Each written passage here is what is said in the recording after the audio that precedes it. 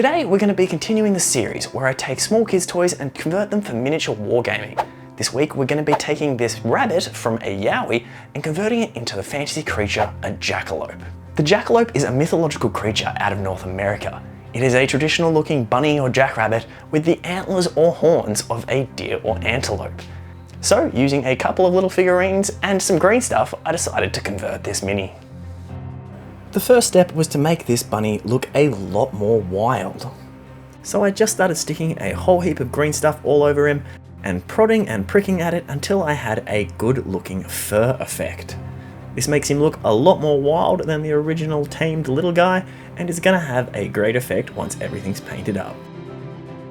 Also giving him a big fluffy tail because he seemed to be lacking one, and I thought, why not? Now he's starting to look pretty good, but he just looks like a wild bunny.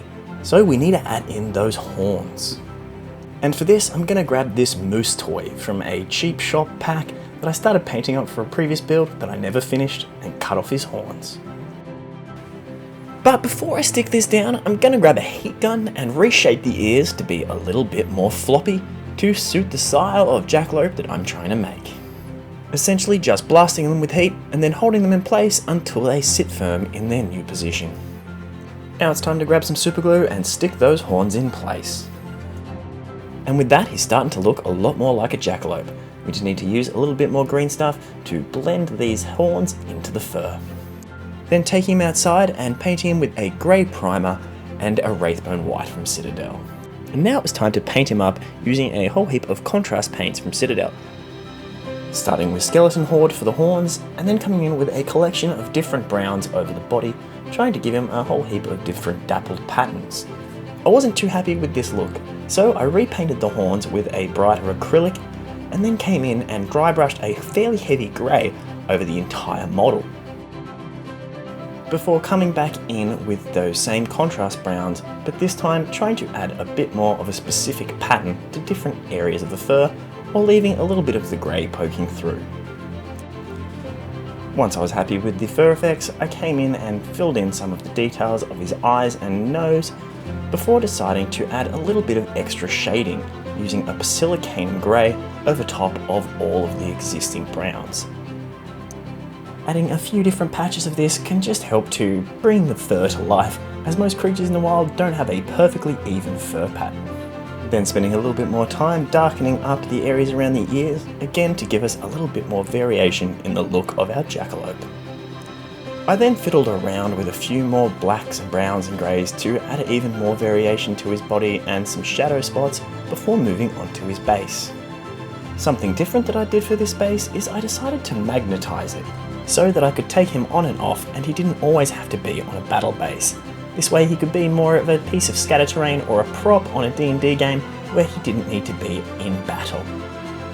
So I glued down a small neodymium magnet and added a whole heap of Bicarb Soda over the rest of the base to help hold everything in place and give it a nice rough earth look.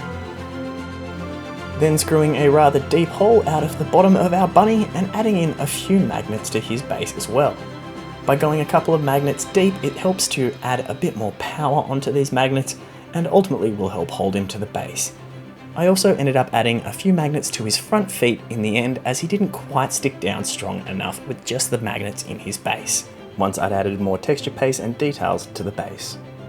So just like on our previous build, I started with that grey texture paste base and then came in with a layer of the Tamiya soil effects to give it a nice earthen look. Some of this a bit more watered down to help seep into the gaps, but ultimately it all dries nice and matte. Then adding a big pile of Mod Podge around the edges before coming in with a heap of static grasses and foam flocks to give us a nice and natural looking base. All the while double checking to make sure that the magnets still fit nicely into the small area I'd carved out for my jackalope.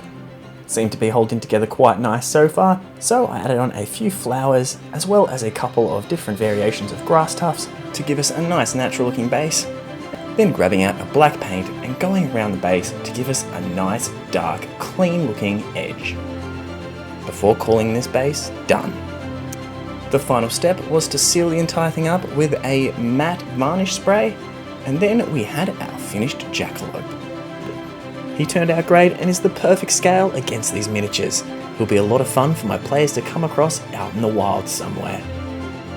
Alternatively, being able to remove him from the base makes it great, as he can just be a set piece, or this base could be reused for some other creature.